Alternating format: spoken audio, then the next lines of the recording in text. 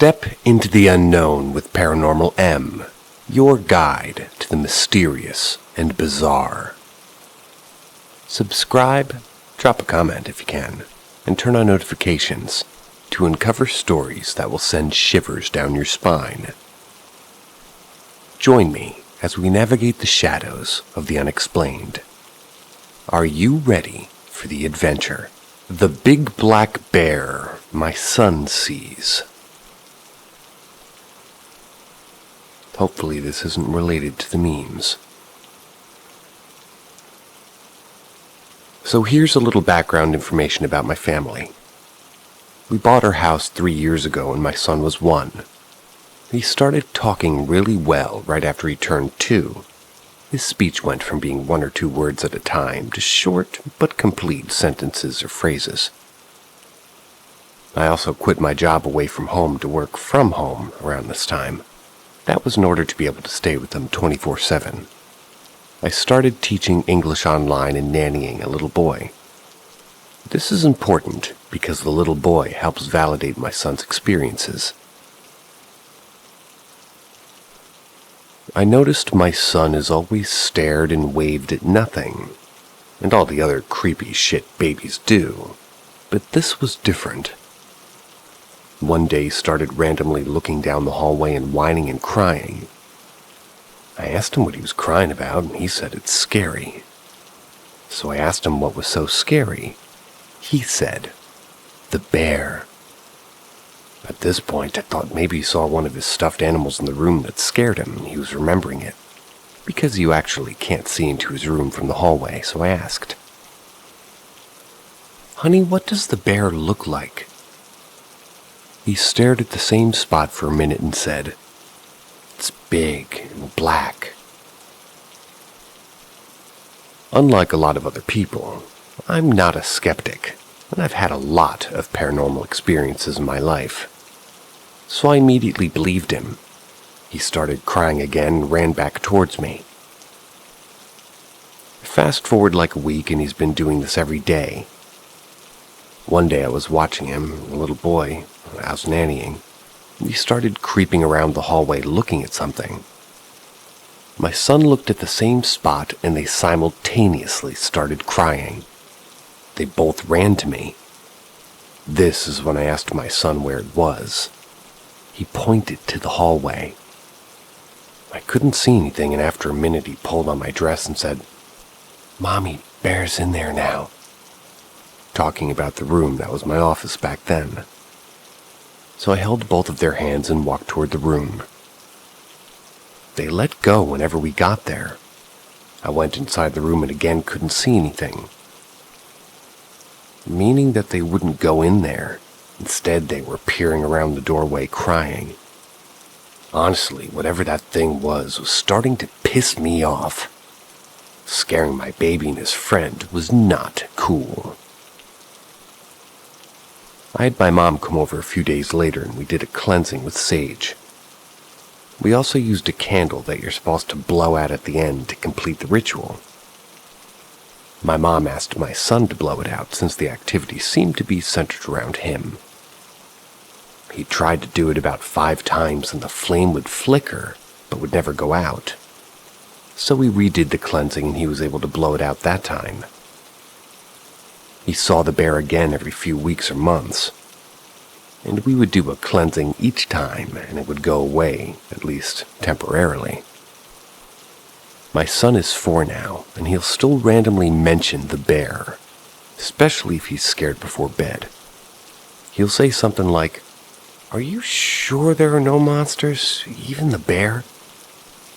I have a 1-year-old daughter now, and her bedroom is the same room that used to be my office. She'll randomly say, "Hey," to nothing and stuff like that, just like my son did.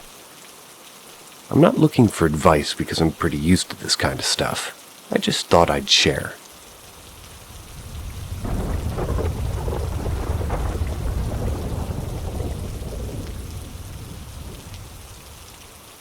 The most haunted place in the West.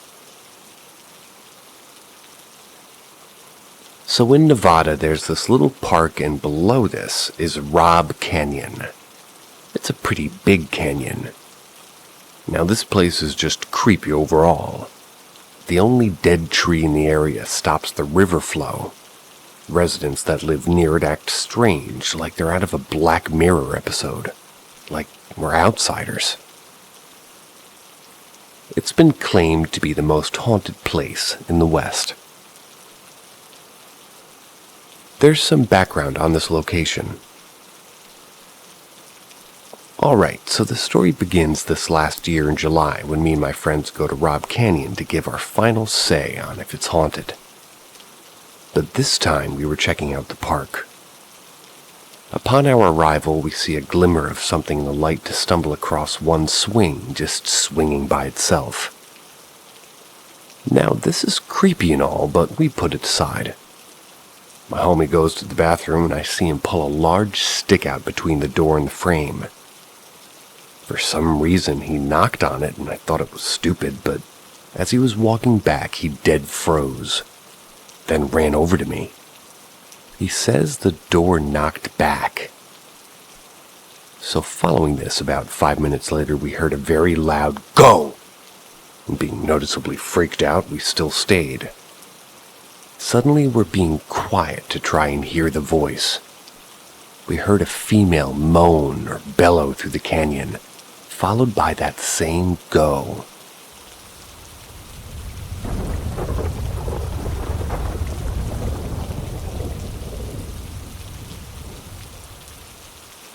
Bone liquids. About 3 years ago, I lived with my best friend and one of our other friends.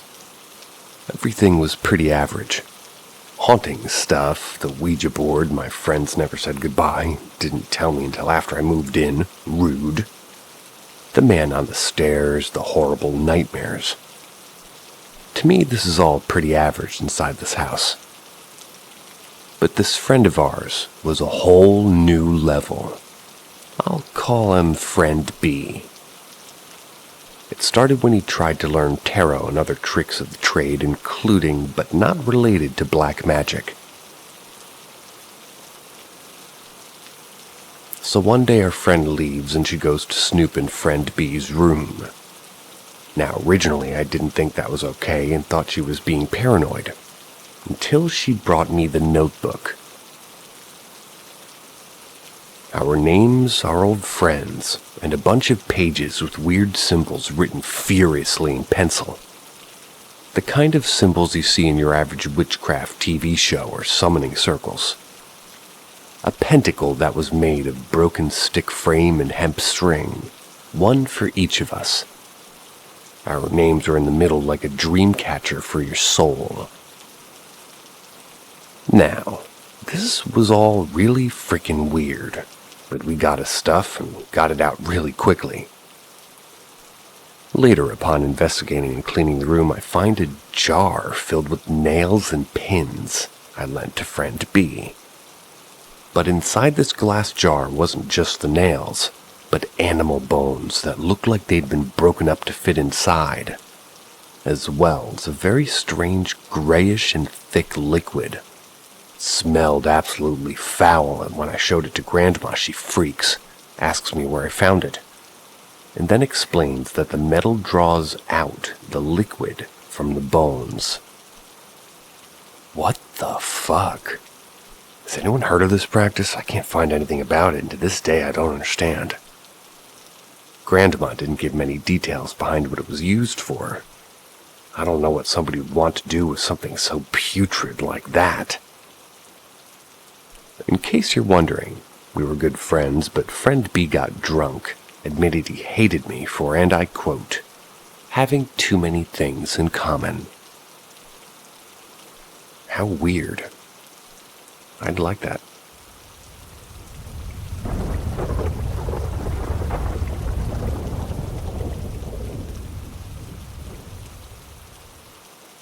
I saw something at a shrine in rural Japan.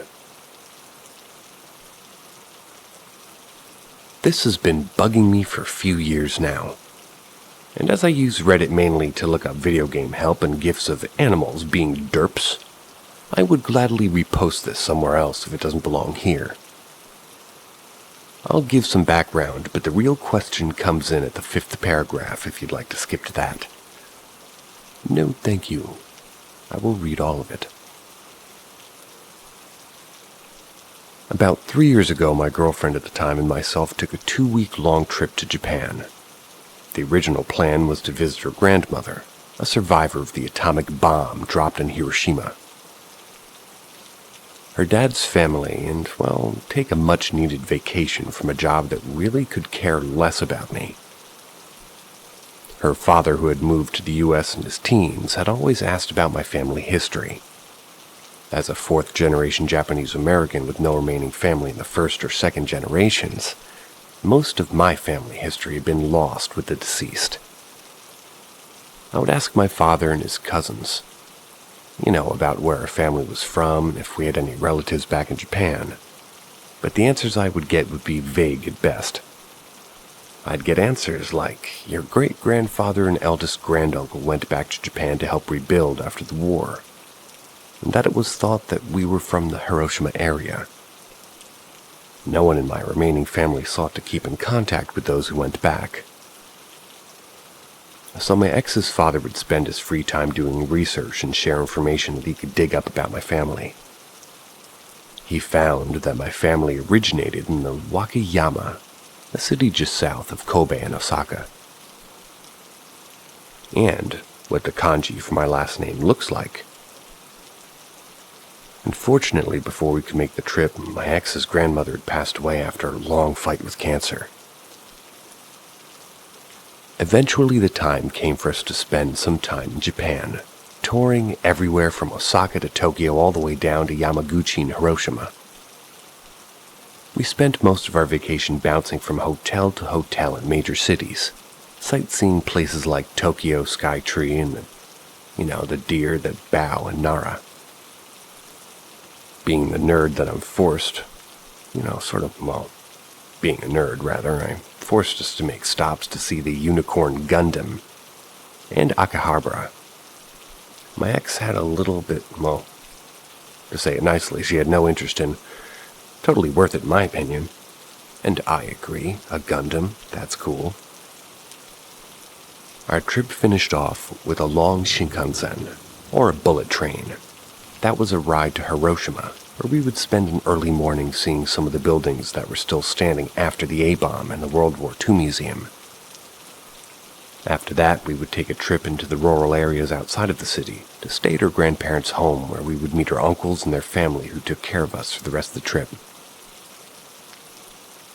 Her uncle picked us up from the end line, which both the train and the station were pretty run down, took us by car a few more hours to Max's grandparents' home. By the time we arrived, we were able to unpack and get situated with some daylight left to kill before we would get dinner. Now, if you've ever been to rural Japan, go. It's awesome as the homes that are there, they look like something out of an old samurai movie. They could possibly be uninhabited and look, like they belong in a horror movie. So I suggested we walk around a bit to stretch our legs, as we've been traveling most of the day. She agreed, and we began walking down the narrow country roads. As we were walking, occasionally jumping across deep gutters to allow cars to pass, she tells me about an old shrine that sits atop a hill at the edge of a forest that she had visited with her grandparents years ago. Before I get any further into this, I feel it's important to mention that my ex is extremely superstitious, and I'm not. I also consider myself to be fairly perceptive, some may say paranoid, compared to her. Habitually, I'll notice things that are out of place, or for lack of a better term, feel when something is off. Mostly these things come into play when I'm outside and I can spot hidden animals or edible plants back home. That being said, I don't go looking for trouble in the realm of shit I can't explain, just in case. But I figure exploring should be fun. It's still light out, I'm in a rural town that I'll probably never visit again, and I've always craved adventure. I was thinking it'll be like the beginning of a video game. So about 20 minutes into our little exploration, we come to a large unpainted and rotted torii. Those large orange Japanese gateways I'm sure you've seen. I thought they were red. Maybe a couple hundred stairs leading uphill into a forest where the shrine is located.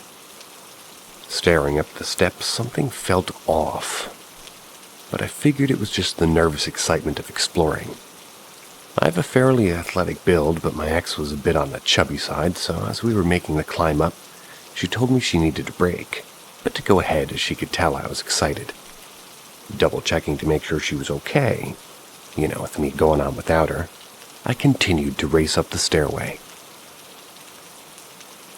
Once I reached the top, the sun had begun to set, painting the clearing on the top of the hill in a beautiful orange hue. There were a couple of decrepit buildings atop the hill, the shrine which had been locked up and the path cleared of fallen leaves which seemed out of place that led deeper into the forest. This is where things started to feel outright wrong. The first thing I noticed was that at some point it became eerily quiet. No cicadas, no birds, not even a breeze rustling the branches in the forest. I cautiously walked around, looking between the boards that made up the walls of the shrine, trying my best to wait for my ex to catch up. That's when I heard it. If it hadn't been so quiet, I probably wouldn't have noticed, but on the other side of the hill across from the stairs, a quick rustle of dead leaves on the ground behind the shrine. I quickly focused my attention in that direction. I peeked around the corner of the shrine. Out of the corner of my eye, I caught a glimpse of movement. Calling out, "Hello?" I made my way over back to the shrine and looked down the hill, hoping it wasn't a person who slipped and fell. Nothing.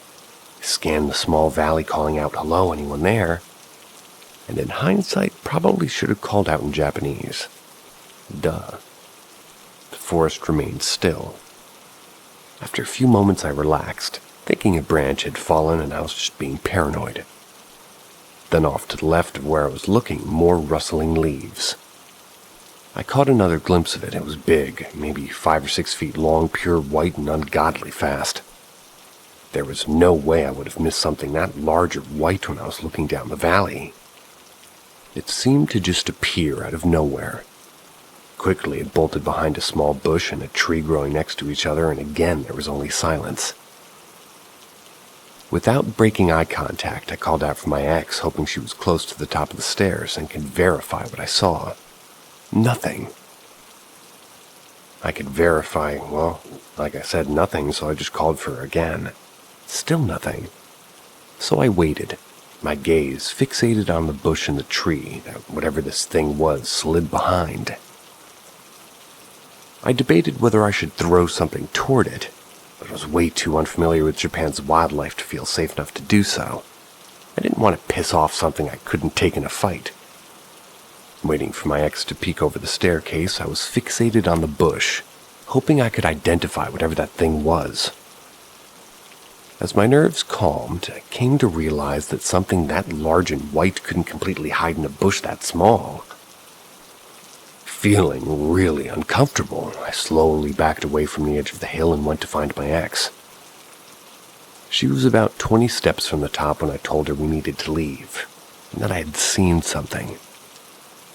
The look she gave me was one of doubt, as she went behind the shrine to look and saw nothing. She continued to look around for a few minutes when she said that we could leave as we made our way back down the stairs. As we descended the hill, I could feel something watching us, stalking us even. We made our way back through the town down the narrow, dimly lit roads, and I'd occasionally look behind us and into the surrounding areas, hoping that it wasn't some predator preparing to attack.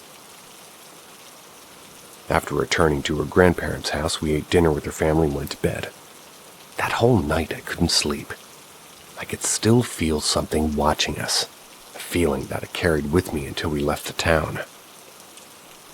After returning home, I began trying to look up animals in Japan that would fit the description of what I saw. When I realized that there's pretty much nothing that matched the description of what I could find, I started investigating more paranormal entities. Still, I couldn't find anything. If anyone knows what this thing may have been, I would appreciate it. It's haunted me for 3 years and made me nervous about exploring, which I'd like to be comfortable enough to do again someday.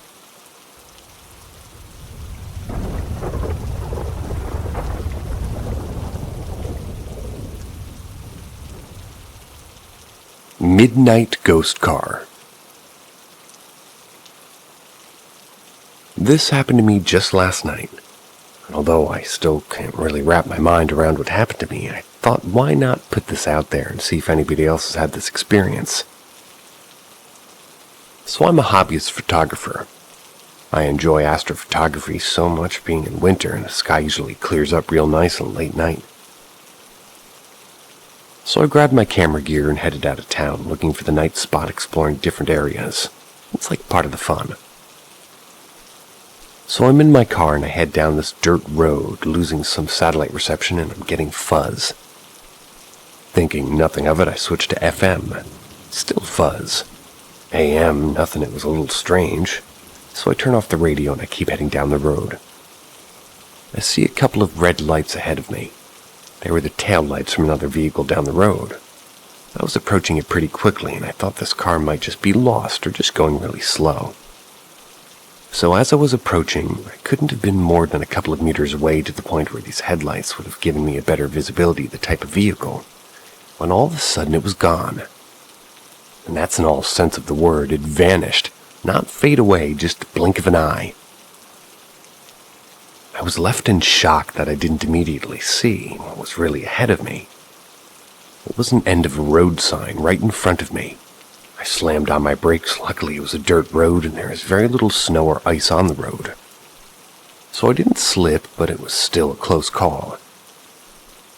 I got out to see for myself, and sure enough, just past the sign, a drop-off to a small riverbank. If I was going any faster, if it was slippery, I would have gone down and maybe died. Just the thought of it still gives me chills. If that wasn't enough, when I got back inside my car and started heading back, not 2 to 3 kilometers driving, I see headlights coming down the road. So to warn the car in front of me, I start flashing my lights. Still approaching and not fazed by my lights, I start to honk my horn and flashing my lights, and he's pretty much beside me, and his lights are on high beam, almost blinding as it gets in closer, and well, he passes me and I hear the roar of his engine clear as day. So I look back to see him, and again, nothing. No car lights. I went home and didn't take any photos there. No way I was going to stop again. Barely got any sleep last night. Just can't explain it. Anyone have a similar experience and want to share? I'd like to hear your stories.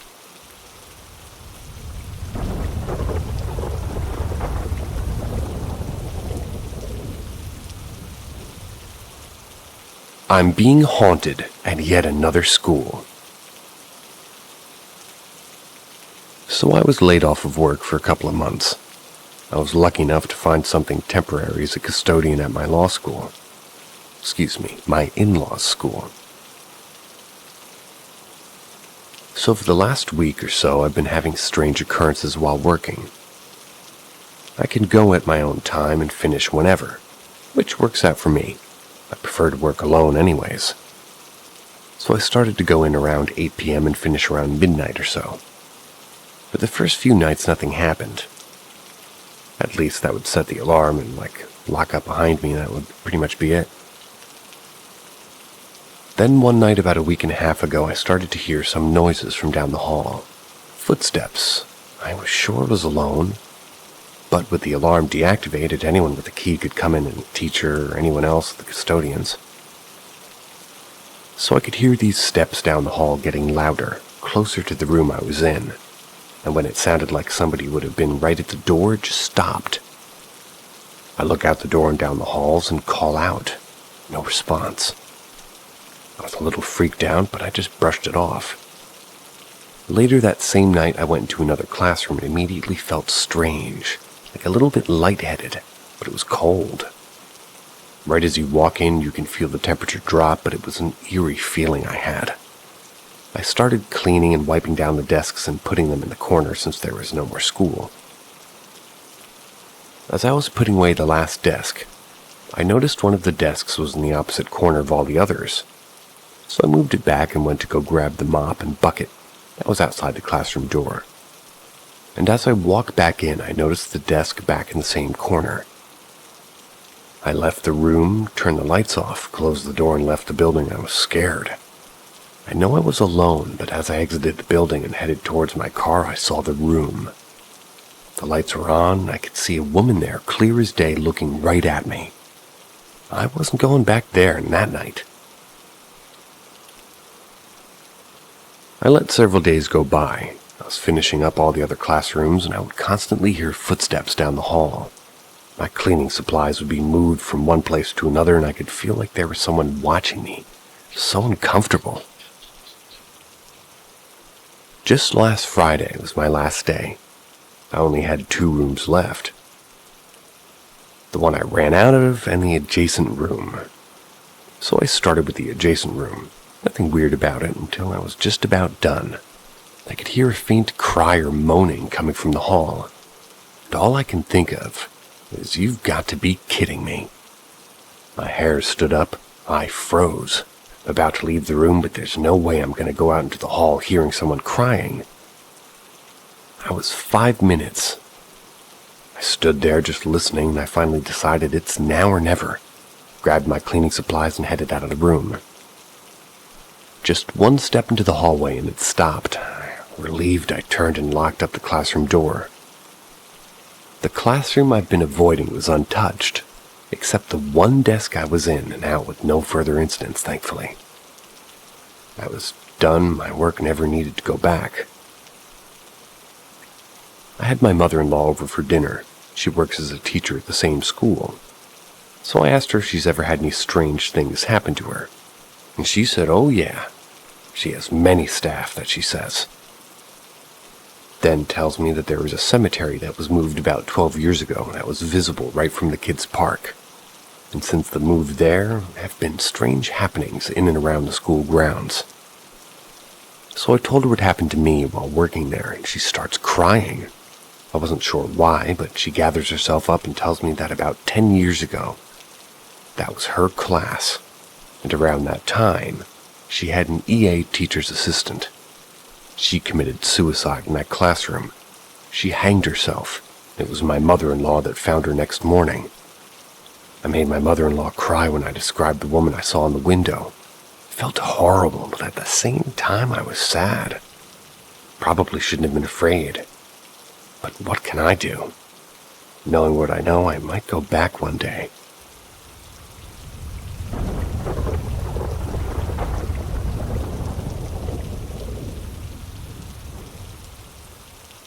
Evil laughter. Choir. So this story goes way back many years ago, and it was brought up while talking to my family over the weekend. It definitely took me back, and it brought chills just talking about it. I know this wasn't just myself who experienced it, so I put more validity to the story. It was a shared experience. I was about 7 or 8 years old, and my dad was a choir director at our church.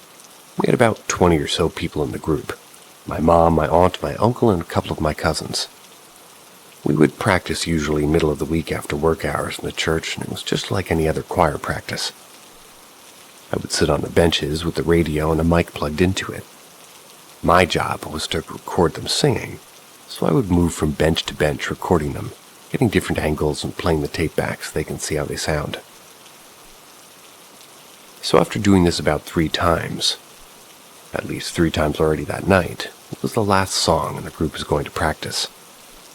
I moved to the farthest bench at the very back of the church and hit record. It was all good a couple of times. I had to stop recording and then start blunders, laughter. You know, usual stuff when practicing. It was the very last recording session. Everything was perfect. I stopped recording and went to go play what I just sang to the choir. We all huddled around and, like I said, perfect until it got to the end. You could hear faint laughter at the end. It was creepy to say the least. My dad stopped the tape, hit rewind, and played the ending again with the volume raised. Sure enough, there was a deep, low-sounding laughter in the background. Everyone froze. It was dead silent. And just to be sure it wasn't some flaw in the tape, he played it back again. Still there. He stopped the tape, but the laughter continued. That's right after the tape stopped. You can hear the same laughter. It was sinister-like. We could hear it echoing through the church. We all heard it and we didn't stay much longer.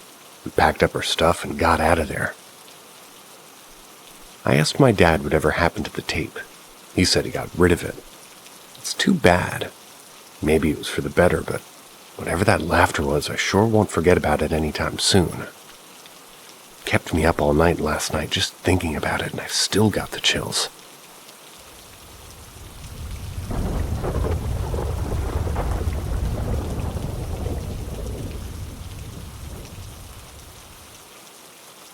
After hours work encounter.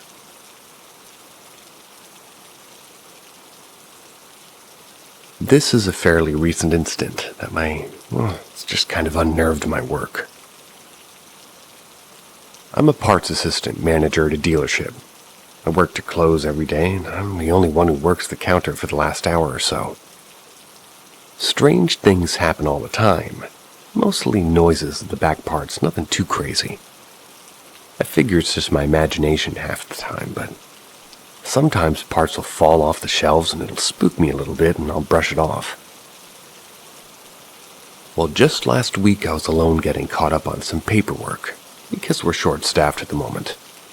So it was just myself. This was after 6 p.m. All the salesmen left, and I know there's nobody left in the building. Lights are off except in, some parts, obviously. So it's about 7:30 or 8 when I hear a large bang from the floor on top of me. There are parts stored at the second level and parts of which don't sell many, so they're stored at the far back. The lights have never worked at the far back no matter how many times we've had electricians fix them. Anyways, I get up from behind the desk to go look, and it's not completely dark up there, but it's still kind of spooky. As I head up the stairs, I hear this large bang again. I did pause for a second, but rushed up the last step and headed to the back. I didn't see anything, but it got cold, and I had a chill running up my back. There was nothing out of place on the floor or nothing, but at least nothing had been moved or shifted from the shelves. It was all normal. So I start heading back to the desk. All the lights go out in parts and it's pitch black. I know there's no one here and the switches are downstairs near my desk. My heart stops and I just pull out my cell phone, turn the flashlight on, and I find my way to the stairs and start heading down. As I'm getting to the last step, I can hear footsteps coming from upstairs and behind me. I was not about to look. Ran back to where the light switch was, and I can hear the steps running. As I did, I just sort of flipped the switch, turn around, and see nothing. I wasn't staying there any longer. Packed up my stuff, turned my computer, set the alarm, and I was out. The whole time I was trying to explain the experience away, but I couldn't think of anything. I don't think I'll be staying late at work if I don't have to for a while.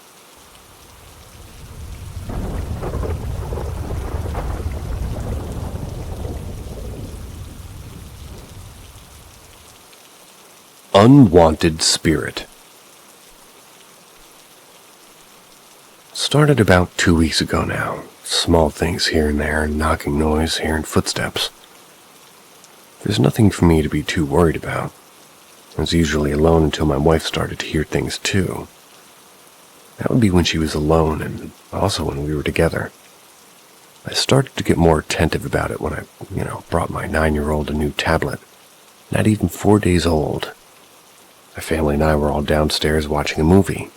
That's when we heard a loud crash from upstairs. Startled us a little, so I went up to go see what it was.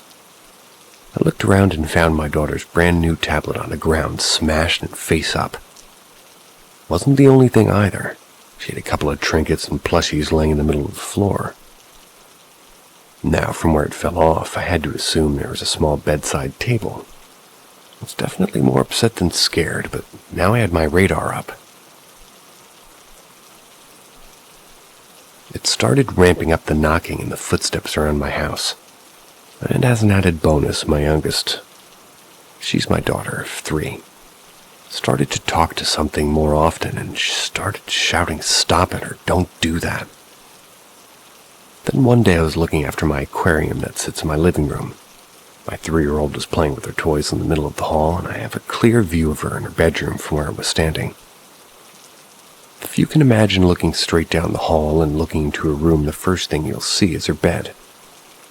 And somewhat on top of her bed, she has like a fort, or a teepee if you will.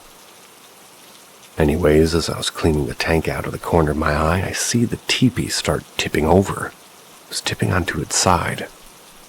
I look up from what I was doing, and it looked like it was going to fall over.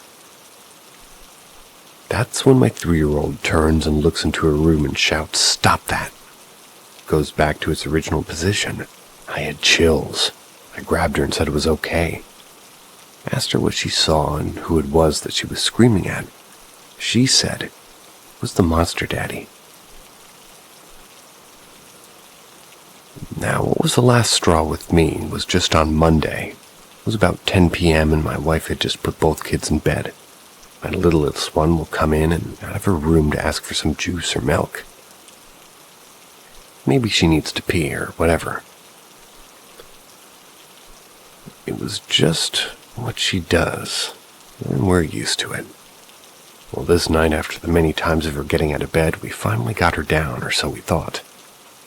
My wife and I were sitting on the couch watching TV when we started to hear the door handle of her room jiggle. So we knew she was awake and about to come out. But she didn't. The door kept opening and closing, not fully, but just enough to hear it unhinge and close again. We paused the show that we were watching just to make sure, and sure enough, it was her door opening and closing, opening and closing. I was upset, and I got up quietly to go in and surprise her, catch her in the act, tell her to go to sleep. As I approached the door, I clearly see it. So I timed it to when it would be back in the open position. So all I had to do was push the door. It wasn't my daughter. The door flung open and my daughter was in bed covered in her sheets. She looks at me. I was stunned to say the least at that moment. I knew it wasn't her. I asked her, "Were you playing with the door?" I knew it wasn't her, but I wanted to see what her response was. She tells me yet again, "It was the monster daddy." She slept in our bed that night. And like I said, I had enough. That same night after my wife got my daughter settled into her bed, I went back into her room, decided to confront whatever this entity that was in my house and just what it was. I had the light on, went to the center of the room and told the spirit that it was not welcome in my house. I didn't want it here, and that it did not belong here. I ordered it to leave in a firm voice. As if I knew there was someone there. I wasn't scared, just upset about this whole situation. As I was speaking, the lights in her room started to flicker on and off. I didn't stop. I kept repeating myself over and over again until it stopped. Not sure how long it lasted, but when it did stop, I prayed. There's been, really no more activity since. But I'm still watching and listening and waiting with hopes that whatever was there is gone. If anybody has maybe some suggestions on what else I should try, please let me know. I don't want whatever is there to come back.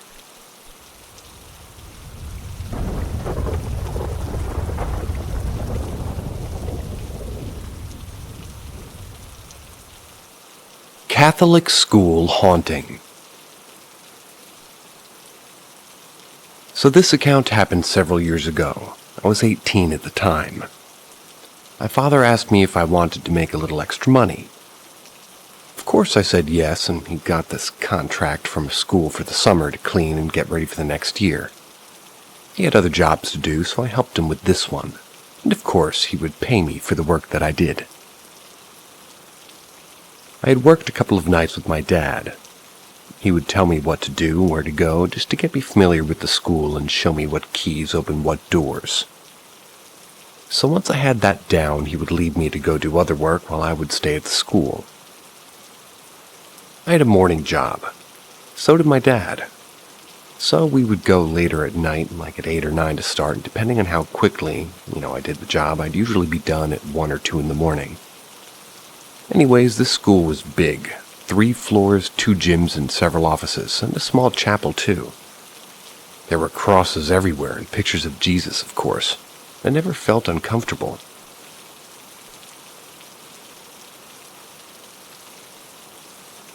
But this one night I had just finished waxing one of the gym floors.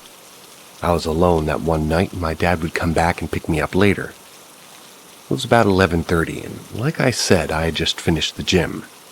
I was walking down the hallway back to the janitor room to get more supplies. When I heard the gym door close behind me, it scared the crap out of me.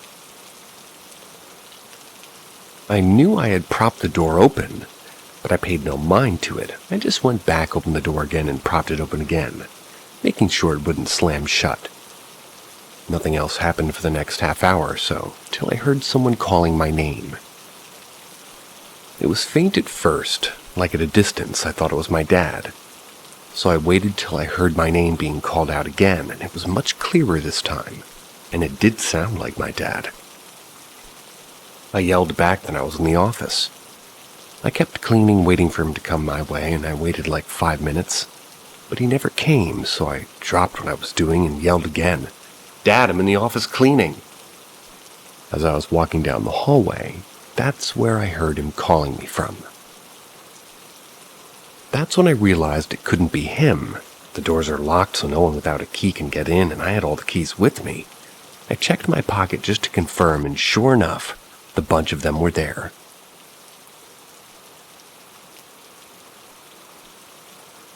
As soon as that happened, I grabbed my cell phone and I called my dad to see if maybe he was yelling from the outside in. I get a hold of him, ask him if he was finished with his other job. He tells me he's just finishing up and it'll be there maybe another 30 minutes. My heart sank and my blood ran cold. I said, "Okay, I'll see you later," and I hung up. I tried hard not to think about it as I returned to the office to continue working. Aside from strange noises here and there, what really got me were the voices. Specifically, the mimicking of my dad's voice. The next time I heard my dad's voice, I was working in one of the washrooms. I was just finishing up the mopping of the floors and I had the door held open by a bucket. As I was exiting the bathroom and moving the bucket away from the door, I could clearly hear his voice say my name from inside the washroom. There was no way it was him. I didn't hesitate to walk right in and look for him. I opened every stall just to make sure, and of course there was no one. Like I had mentioned in my last story, this school had a small sanctuary, and in the sanctuary it had a statue of the Virgin Mary, and several pictures of Jesus on a cross. Nothing that would creep anyone out, I would think. But this one time when I was repolishing the seats, I could swear someone or something was watching me. I was unsettled. I kept looking behind me, never seeing anybody there. But I did notice one thing. The statue was in a very different position than before. Believe me or not, I know it had been moved. Originally, the Virgin Mary had her head positioned downwards and to the right of her shoulders, eyes closed. But when I saw her eyes opened, I looked behind me and I knew something was different. Not only that, but her head was more raised and centered, as if she was looking right at me. I was so uncomfortable and just plain freaked out about it. I dropped what I was doing and left. There was no way I was going back there, and I did tell my dad that I never went back in there. And every time I would walk by there, I'd hear the organ that was in there playing. But that was only after the statue occurrence happened. Now, it could have been automated, kept telling myself, but I wasn't going to check. Started bringing my MP3 with me and listened to my own music. Of course, I told my dad about the strange happenings, and he never did question it. I asked him if anything similar had ever happened. He said that he would hear noises and people talking as well, but he would just brush it off and keep working. On the last day that I would work there, my father and I finished up and started making sure all the doors were locked. We started to head to the main entrance, and I held the door open while my dad started inputting the security code. When he finished and closed and headed my way, he closed the door and we both heard the organ just blasting. It startled both of us, it was so loud. It echoed through the halls. We stood there just for a second and turned around to make our way back to the car. I was so relieved that I would never set foot inside that school ever again.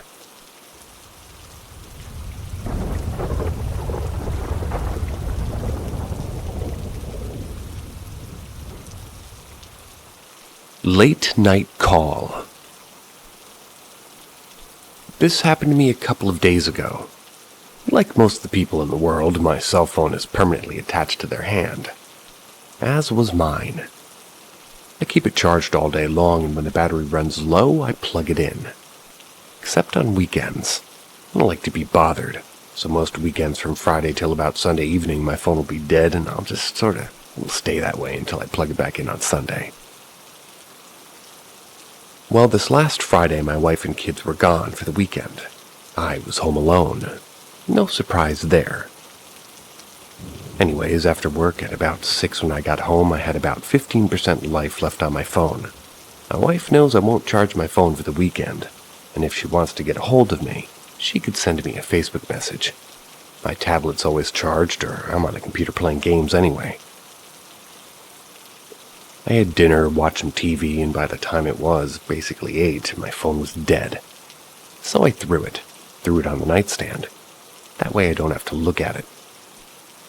So I went about my night and I played a couple rounds of Call of Duty Black Ops 3 before deciding to go to bed at around 1 or 1:30 a.m.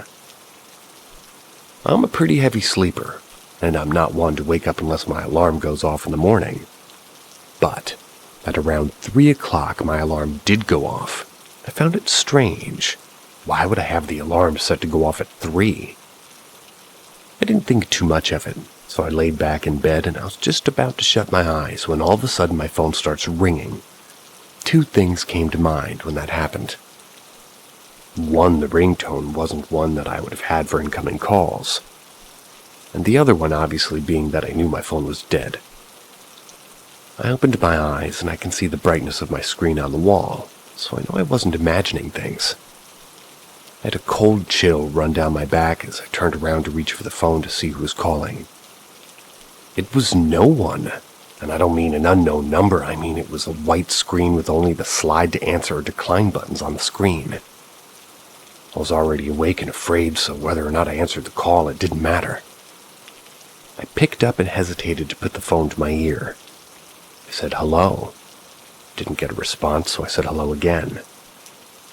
And I could hear a faint whisper, but I couldn't make out the words. Then I heard laughter that chilled me to the bone, and it startled me. Dropped my phone. Just as it hits the bed, I hear this sinister laughter coming out of my speakers, and behind its laughter I heard screaming. I couldn't move, and I'm not sure how long it lasted, but it felt like minutes before it all stopped. The screen turned off. My room was dark again. Only the red glow from my alarm clock was illuminating my room. I was still shocked looking at my phone the whole time without blinking. I reached to grab my phone, and the first thing I did was try to turn it on. Nothing like I said. I know my phone was dead, so I turned my bedroom light on and plugged in my phone. Went back to bed, and in the morning I turned my phone on and checked my calls. Nothing. Can't explain it, but I do hope somebody has a similar experience happening to them.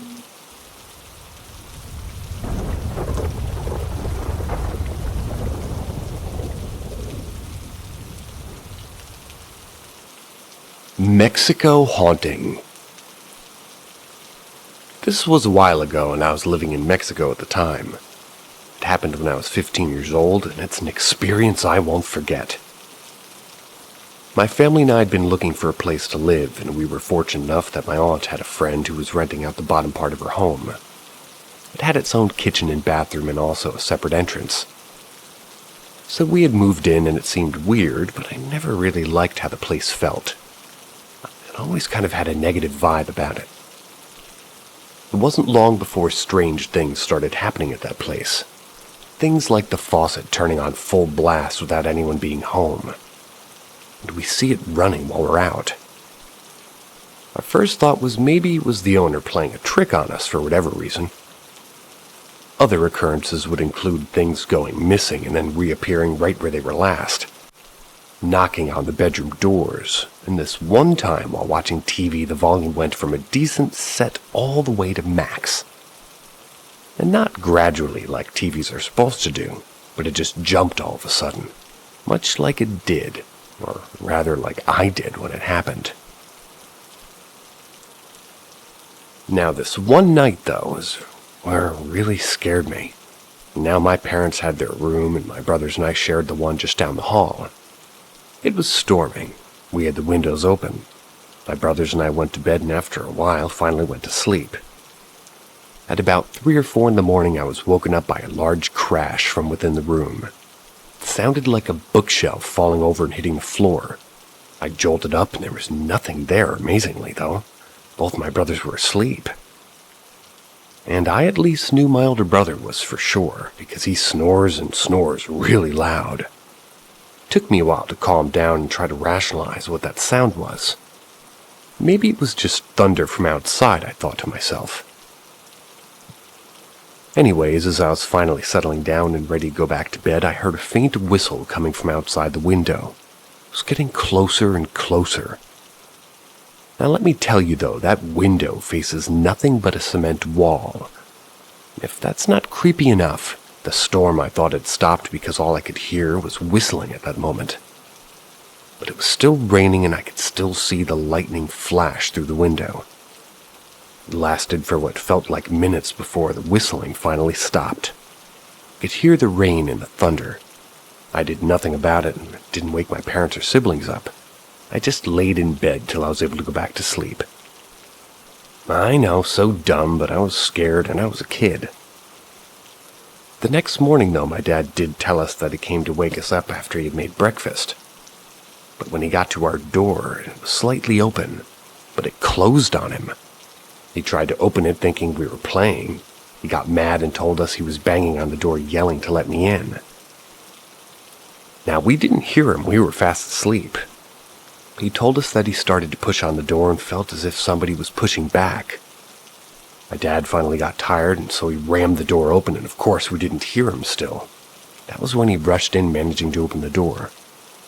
He saw us fast asleep and under the covers, and there was no way it was any of us.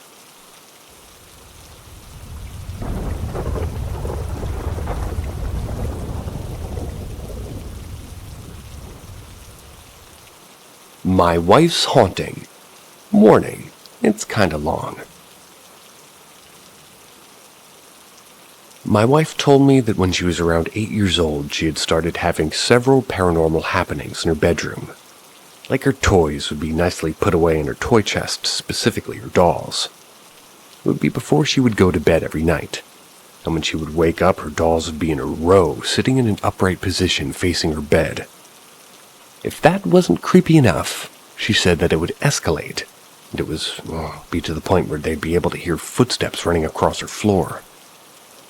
When she would turn her head to see what that noise was, there would be nothing.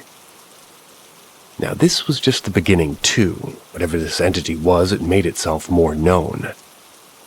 This happened for 2 more years, and she had moved about 2 more times in that span of time. Like I said, stranger things started to happen. And one of the more astonishing ones was,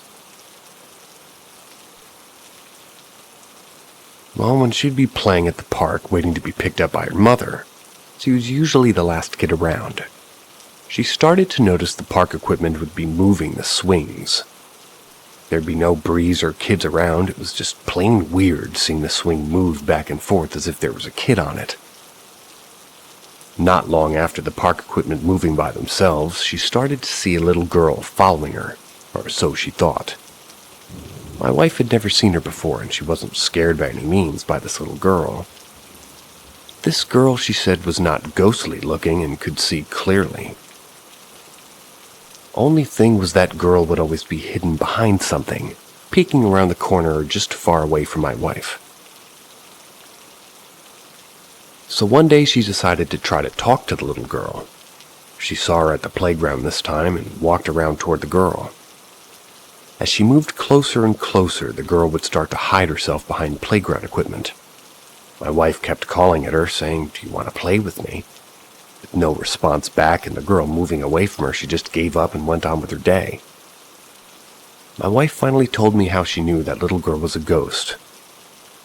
My wife was walking home from the park and she noticed the little girl in the strangest place. Sitting on top of a light post. How was that even possible if it was the strangest thing ever, and every day after that she would see her on the rooftops and light posts? Just the most peculiar places. It's been years, but now that my wife is older, she says that she can hear footsteps around the house and the giggle of a little girl whenever she's alone.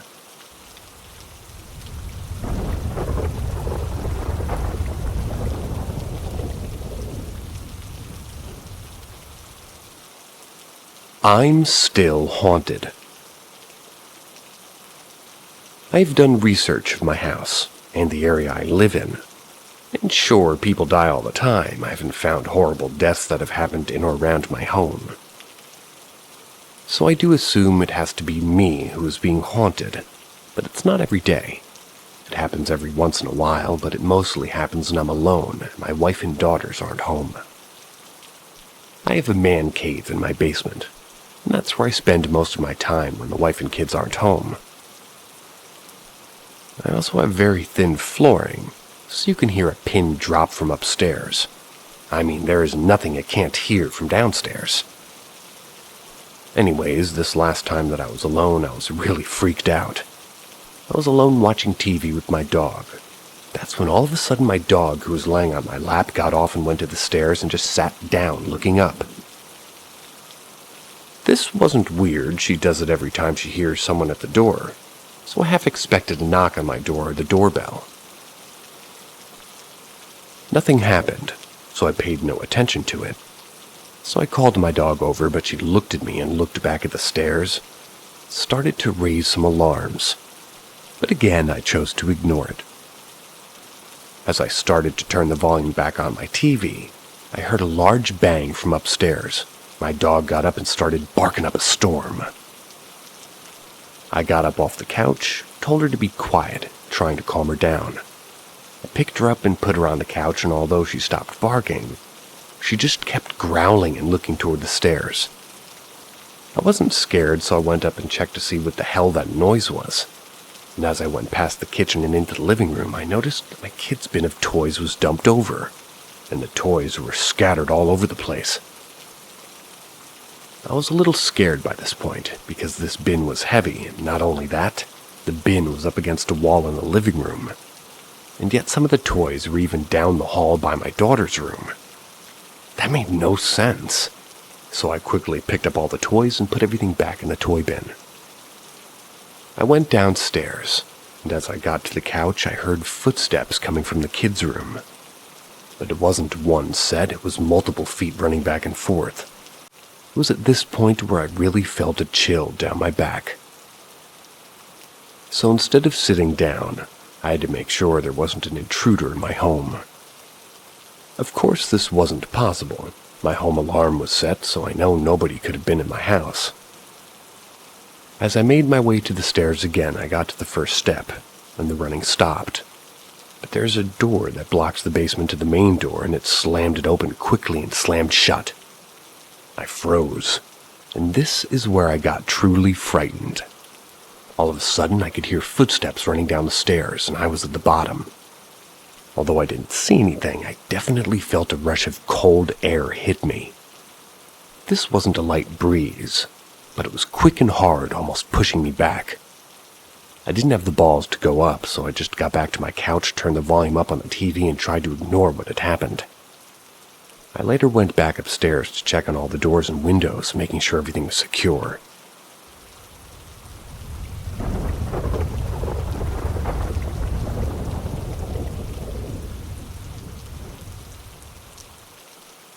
Meeting a dead relative.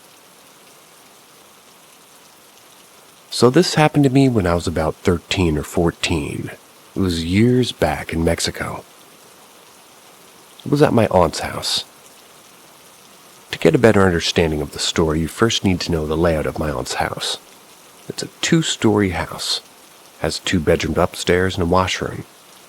There's stairs that go downstairs, but you have to go outside to the stairs to the yard and into the backyard of the house, or rather into the back door of the house. Not the best design by any means. When you open the upstairs door to go out, look to your right, there's a small edge of the roof that you can walk along to get to the other side of the bedroom and onto the roof of the house. This ledge also runs along the other side of the room, but the cement is broken down, and if you were to step on it, you would fall, and there's nothing to hold onto either. Nobody walks on that side of the roof. I'm about 6 feet tall now, and there's a window on the broken side of the roof that's still about 5 inches above the top of my head, and this is important.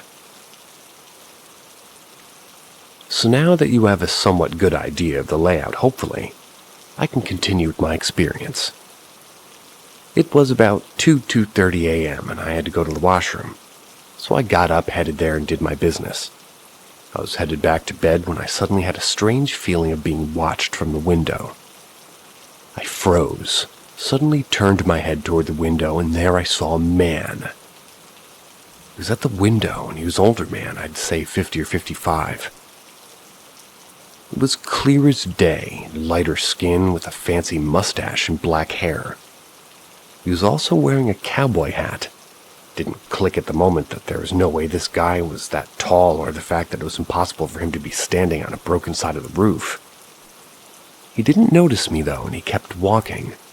I lost sight of him after he went past the window, and he walked around the other side of the roof where it's like a big bay window. You could see the whole roof on that side and the top of the neighbors as well. There was no mistaking it. This was a solid-figured man standing on the roof. Then I noticed something else. He was holding a trumpet, and as I noticed it, he raised the trumpet to his lips and started playing it. I could see his fingers moving and his cheeks puffed, and it looked like he was playing it, but there was no sound. I didn't hear a thing. It felt like minutes of me standing just looking at him playing the trumpet the lengths of a regular song. He finished playing, turned to look at me, smiled, and started walking right off the roof. I could see him clearly. He was walking on air. As he kept walking, he started to fade out with every step, starting from his feet to his head. He was gone. I was so shocked, not scared, just shocked. I went back to bed. The next morning I told my mom this at the breakfast table. My aunt and cousins were there too. And as I told her what I had seen last night, my aunt got up from the table, not sure where she went. My aunt walked back in, and she was holding a painting of the man I had seen. I jumped out of my chair because it startled me. She asked me, "Is this the man you saw?" And I said, "Yeah." She then proceeded to tell me that this painting was of my uncle's father who died 20 years ago. I asked her where she got the painting from. She said it was stored away with some of his stuff. My aunt also mentioned that he'd love to play the trumpet for kids, and that she also had that stored away with the painting.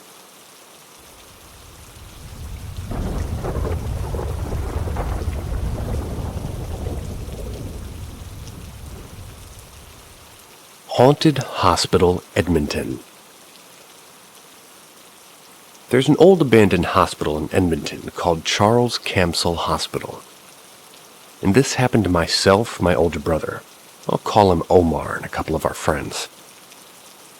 I was 18 at the time, and he had gone ghost hunting this one fall night. We had gone to a cemetery that night hoping to see something.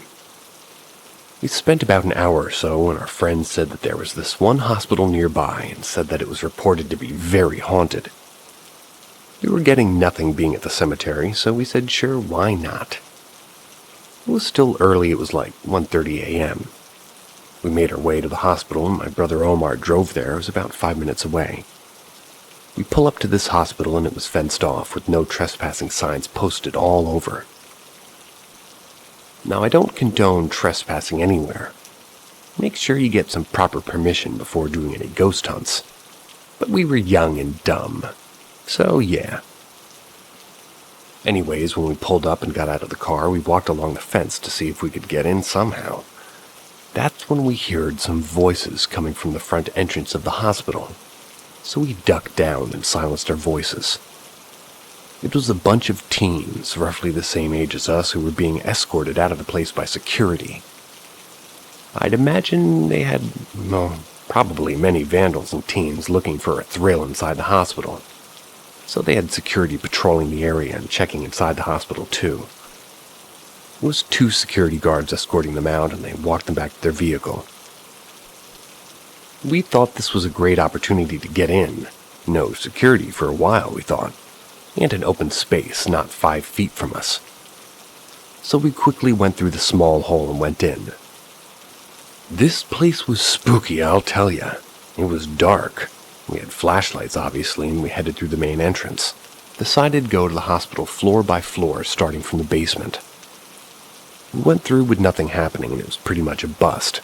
Locked doors to some areas, and we were sure security would be coming around again soon. But before we left, Omar suggested we try one more floor up. We agreed to it. Why the hell not, right? So we went up, and Omar didn't have a flashlight. It was dark and pretty hard to see. But with the city lights and the moon illuminating inside a little, it was somewhat possible to walk around without a flashlight. He took the lead, being the oldest in the group, and we followed behind with our flashlights. That's when we all heard giggling. It was faint, but we all heard it. We stood still to see if we could hear it again, and we all did hear it again. Same giggle, but it was more audible. Had to be from a child. We were getting a little freaked out, when all of a sudden I see Omar dart straight down the hall. Ran behind him and I asked him, "Omar, what the hell?" He said, "I saw someone at the end of the hallway." I told him to slow down, and for some reason I felt uncomfortable about the situation. I don't know what it was, but something wasn't right. Omar was wearing a hoodie that, well, was lucky for him. I caught up to him. I just grabbed him by the hoodie and pulled him back, dropping him to the floor, because I had seen something in front of him. Must not have seen for whatever reason. Dude, what gives me, yells at me. And I said, "Omar, looks," and I show him the flashlight about 2 feet in front of him, and there right in the path he was headed was a big hole in the middle of this cross-section. That's where it leads to other corridors. We got up and we stepped closer to the edge, and it was a straight shot down to the basement. We were several floors up. Now I know it was the basement because it was completely flooded at the time, and I threw a stone or a piece of cement down the hole and just saw how far down it went, and sure enough we heard a splash at the end. After the stone hit, Omar and I heard a giggle again. We looked up from the hole, and sure enough, on the other side of this massive hole was what I would say looked to be a figure of a little girl. And just as quickly as she was there, she was gone. Just gone again. I had my flashlight, I shone it in the direction of the little girl, and there was nothing. Just the corridor with some hospital beds. That's it.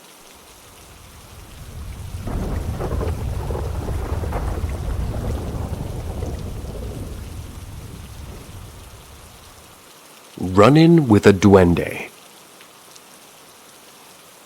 This happened to me about 4 years ago. I was coming home from work one night when it was around 6:30.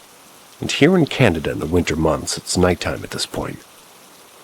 I was driving home, streetlights are on, and nothing unusual except I was leaving work. I saw what looked to be like maybe a little boy in my rearview mirror. I'd say about 50 feet behind me in the middle of a parking lot. Kinda strange, but I didn't pay any attention to it.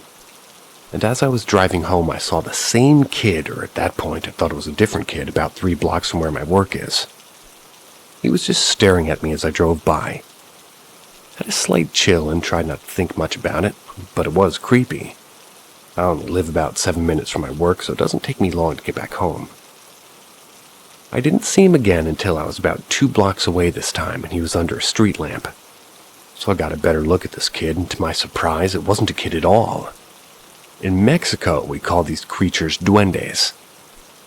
They're usually small fairy-like creatures with the appearance of an old man.